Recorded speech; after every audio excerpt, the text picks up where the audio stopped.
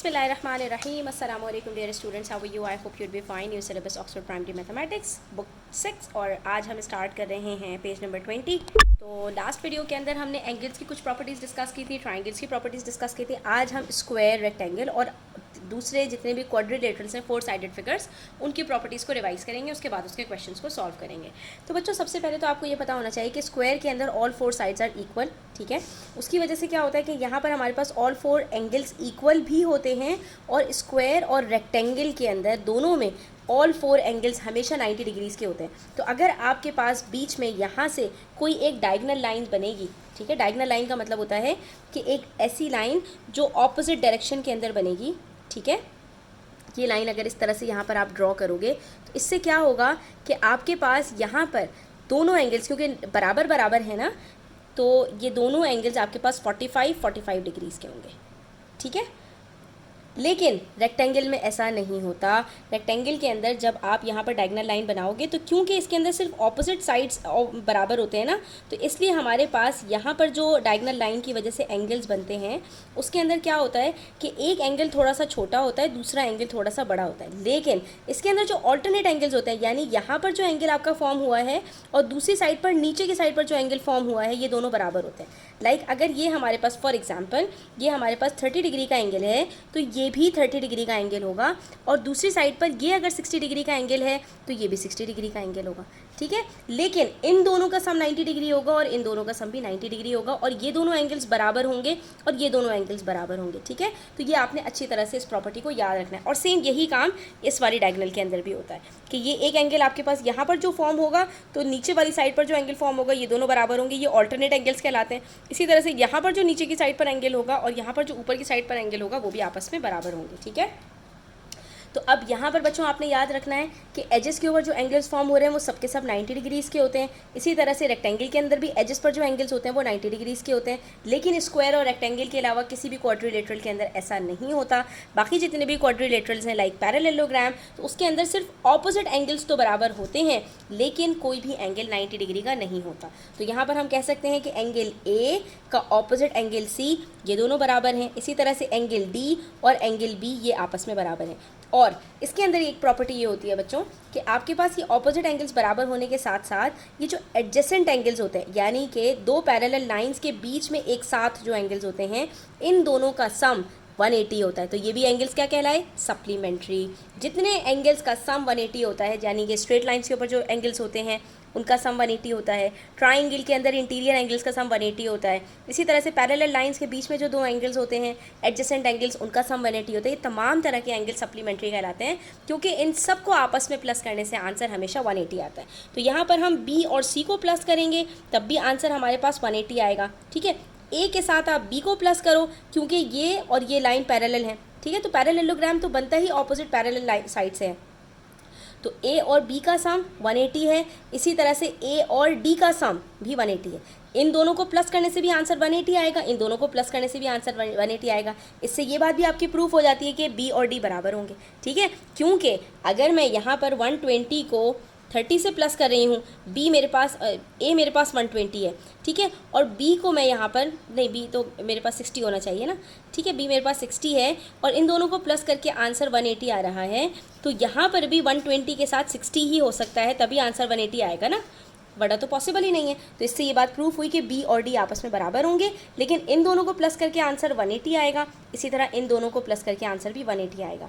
फिर अगर हम बी की बात करें तो बी जैसे ए के साथ सप्लीमेंट्री है, बिल्कुल वैसे ही बी और सी भी आपस में सप्लीमेंट्री होंगे। तो हम यहाँ पर कह सकते हैं कि सी और डी को प्लस करके आंसर भी 180 आएगा और सी और बी को भी प्लस करके आंसर 180 आएगा। तो ये प्रॉपर्टीज़ आपने अच्छे से याद रखी। हम बात कर लेते हैं रोम्बस की। तो बच्चों रोम्बस के अंदर एक प्रॉपर्टी स्क्वायर की तरह होती है कि इसके चारों साइड्स बराबर होते हैं, लेकिन दूसरी प्रॉपर्टी पैरेललोग्राम की तरह होती है कि इसके ऑपोजिट एंगल्स बराबर होते हैं लेकिन इसका कोई भी एंगल 90 डिग्री का नहीं होता। और इसके अंदर भी वही बात है कि ऑपोजिट एंगल्स बराबर हैं तो ए और सी बराबर होंगे, डी और बी बराबर होंगे। और इसके अंदर भी यही होता है कि जो एडजेसेंट एंगल्स होते हैं वो सप्लीमेंट्री होते हैं। तो बी और सी को प्लस करेंगे, तो ए से बात कर लेते हैं, ए और बी को प्लस करेंगे तो आंसर 180 आएगा, ए और डी को प्लस करेंगे तो आंसर 180 आएगा, ठीक है। अक्सर बच्चे यहाँ पर कंफ्यूज हो जाते हैं। देखो बच्चों, ऑपोजिट एंगल्स की बात कर रहे हैं तो वहाँ पर आपके पास A इज इक्वल्स टू सी की इक्वेशन बनेगी, लेकिन अगर हम सप्लीमेंट्री एंगल्स की बात करेंगे तो A plus D is equals to 180 होगा।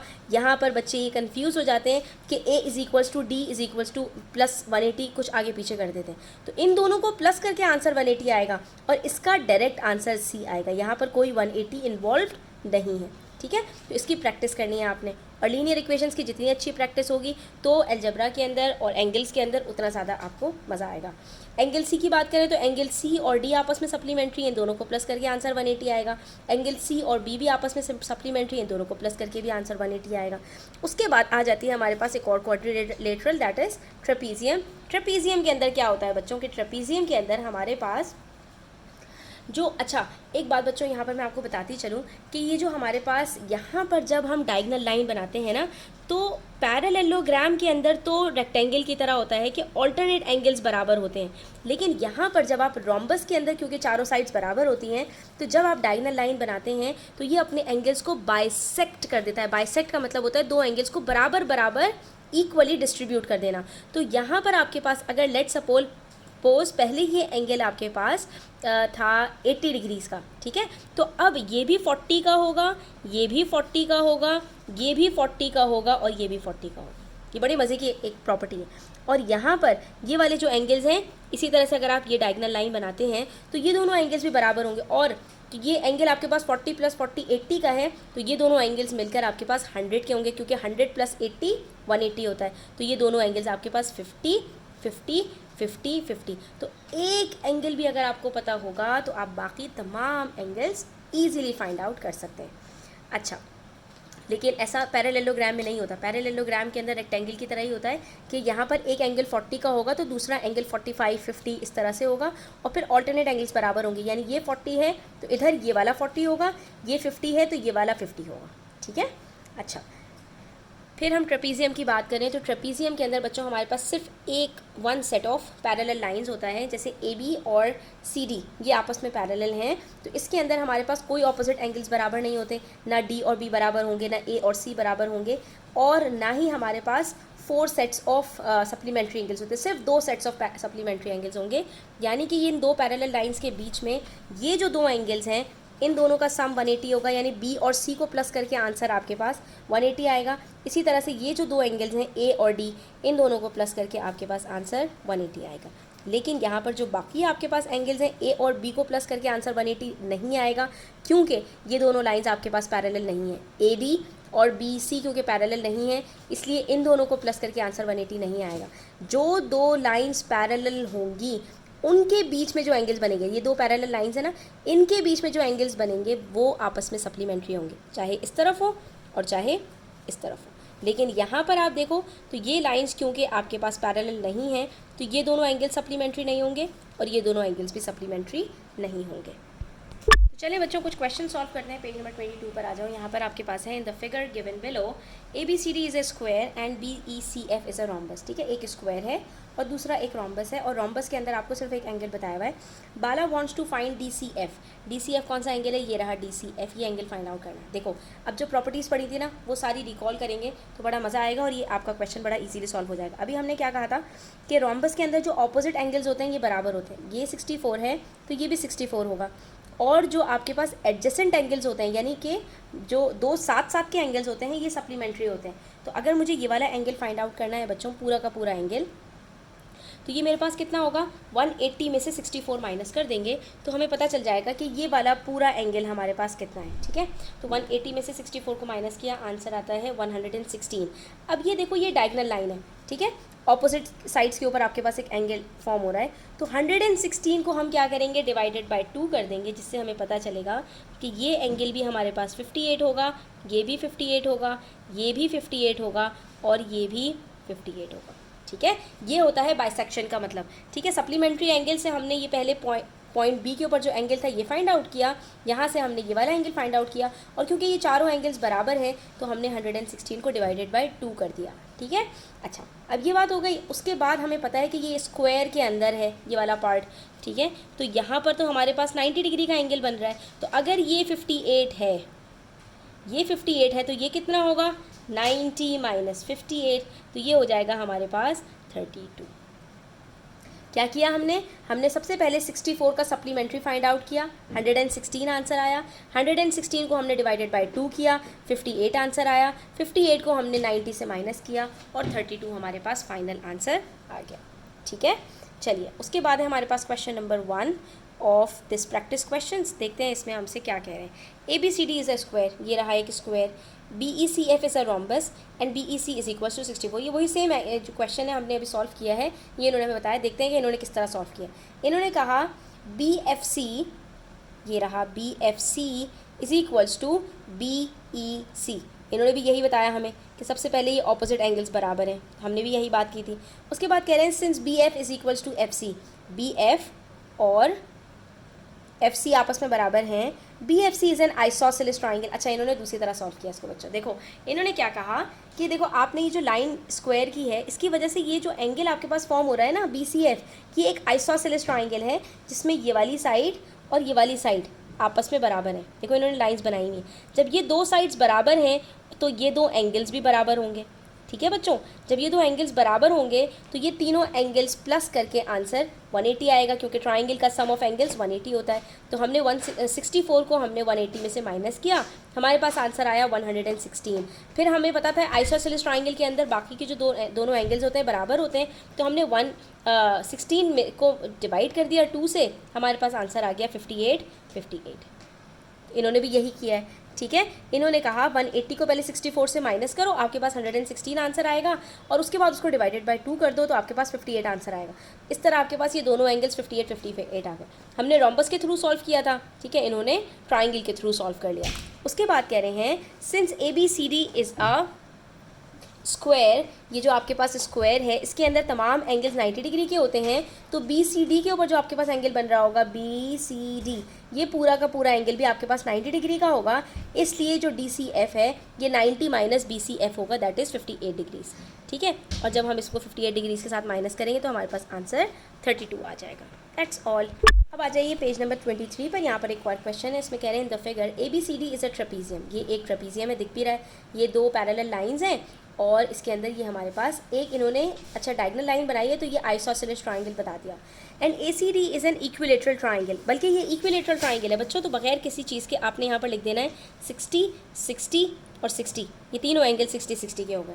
और उसके बाद बता रहे हैं कि ये वाला जो एंगल है आपके पास 35 है। अब क्योंकि बच्चों ट्रेपीजियम है, आगे क्वेश्चन में बढ़ने से पहले आपको बता दूं कि ये दो पैरेलल लाइंस के बीच में ये दोनों एंगल्स आपके पास सप्लीमेंट्री होंगे, यानी इस पॉइंट पर जो एंगल बनेगा और ये जो पूरा एंगल होगा, ये तीनों को प्लस करके आंसर 180 आएगा। इसी तरह से यहाँ पर ये जो 35 है, 35 और इन दोनों को प्लस करके भी आंसर 180 आएगा। तो पहले ये एंगल्स देख लो, ये है ABC, ठीक है, प्लस BCA प्लस ACD, इन तीनों को एंगल्स को प्लस करके आपके पास आंसर एक तरफ 180 आएगा बच्चों, और दूसरी तरफ अगर हम बात करें BAC plus CAD plus ADC, इन तीनों को प्लस करके भी आंसर 180 आएगा। अब देखते हैं इन्होंने हमसे कौन सा एंगल पूछा है, इस तरफ वाला कोई एंगल पूछा है या इस तरफ वाला कोई एंगल पूछा है। कह रहे हैं फाइंड एंगल ACB। ACB हमारे पास कहाँ पर आ रहा है बच्चों, ये रहा, BCA कहें या ACB कहें, C बीच में आना चाहिए। ठीक है, आप भी इसको ACB लिख लो ताकि आपको कोई कंफ्यूजन बाकी ना रहे। ये एंगल, ठीक है, ये यहाँ से शुरू हो के यहाँ ख़त्म हो या यहाँ से शुरू हो के यहाँ ख़त्म हो, बात एक ही है। एजेस आपके आगे पीछे हो सकते हैं, सेंटर सेम होना चाहिए। अच्छा, अब ये हमें पता चल गया कि हमने ये वाला एंगल फाइंड आउट करना है। इसमें से हमें ABC पता है 35, ठीक है, ये पता है हमें ACD, तो हमने ACB को यहीं रखा और यहाँ पर लिख दिया 60 इज इक्वल्स टू 180। इन दोनों को प्लस करते हैं, आंसर 95 आता है, और ACB फाइंड आउट करने के लिए 95 को हम माइनस कर देंगे 180 से, और ये हमारे पास आंसर आ जाएगा 85। सिंपल। ठीक है बच्चों, देखिए इन्होंने कैसे सॉल्व किया हुआ, इन्होंने पहले 180 में से 35 को माइनस किया, 145 आंसर आया। इन्होंने कहा इस पॉइंट के ऊपर जो एंगल है वो पूरा 145 होना चाहिए, लेकिन वो स्प्लिट हुआ हुआ है दो पार्ट्स में, तो एक पार्ट हमारे पास कितना होगा 60, क्योंकि sum of angles of on a pair of a parallel lines is equals to 180। नहीं, ये तो इन्होंने प्रॉपर्टी बताई नहीं। ठीक है, ये बताइए यहाँ पर, since A C D is an equilateral triangle, तो ए सी डी आपके पास कितना होगा, ये आपने यहाँ पर लिख देना है 60 डिग्रीज़ का। जब आप इसको यहाँ से माइनस करोगे तो आपके पास अल्टीमेटली आंसर 85 आ जाएगा। ठीक है, अच्छा, उसके बाद है नेक्स्ट क्वेश्चन, क्वेश्चन नंबर 3 में कह रहे हैं A B C is an isosceles triangle and B C D E is a parallelogram. अब ये पैरेललोग्राम है, इसके अंदर ऑपोजिट एंगल्स बराबर होते हैं, ये 38 है तो ये भी 38 होगा। ठीक है, और ये जो एंगल्स होंगे आपके पास ये बच्चों सप्लीमेंट्री होते हैं, ये 38 है तो ये कितना होगा 180 में से 38 को सब्ट्रैक्ट कर देंगे, 180 माइनस 30 करते हैं तो 150 आंसर आता है, और 180 माइनस 38 करेंगे तो आंसर आएगा 142। इसका मतलब है ये 142 है, ये भी 142 होगा। ठीक है, उसके बाद आपको बता रहे हैं ये जो आपके पास एक आइसोसेलेस ट्राइंगल है, तो बच्चों ये वाली दो साइड्स बराबर हैं, तो इसके ऑपोजिट में ये एंगल और इसके ऑपोजिट में ये एंगल बराबर होंगे। तो जब ये एंगल और ये एंगल बराबर हैं तो ये 41 है तो ये भी 41 होगा। तो थर्ड एंगल कितना हुआ, तो हमने इन दोनों को प्लस करके 180 में से माइनस कर देना है। ठीक है, तो 180 में से हम 41 प्लस 41 होता है 82, और हम जब इसको माइनस करेंगे तो हमारे पास आंसर खुद ब खुद 98 आ जाएगा। फिर आप ये देखो कि ये आपके पास एंगल एट अ पॉइंट बन रहा है और हमने ये एंगल एक्स फाइंड आउट करना है, तो हम 98 के अंदर 142 प्लस करेंगे, हमारे पास आंसर आएगा 240। 240 को हम माइनस कर देंगे 360 में से, तो हमारे पास आंसर आ जाएगा 120। इसका मतलब है एक्स हमारे पास 120 है। कितना मज़े का क्वेश्चन था। पैरेललोग्राम की पहले प्रॉपर्टीज़ देखी, ठीक है, और उसके बाद फिर हमने आइसोसेलेस ट्राइंगल की प्रॉपर्टीज़ देखी, और फिर हमने एंगल्स एट अ पॉइंट की प्रॉपर्टीज़ देखी। इन्होंने कैसे सॉल्व किया है, सबसे पहले इन्होंने कहा बी सी डी, कौन सा एंगल आपके पास, ये रहा बी सी डी, आपके पास 180 माइनस 38 होगा 142, हमने भी यही बात की थी। ठीक है, फिर इन्होंने कहा ए सी बी आपके पास कितना होगा 180 माइनस 41 माइनस 41, बिल्कुल ऐसा ही हमने भी किया। ठीक है, ठीक है, तो हमारे पास 98 होगा। ठीक है, 98 आंसर आया तो हमने भी 98 कह दिया। उसके बाद इन्होंने कहा 36 में से 142 और 98 दोनों को सब्ट्रैक्ट कर लो तो आपके पास फाइनल आंसर 120 आ जाएगा। That's all.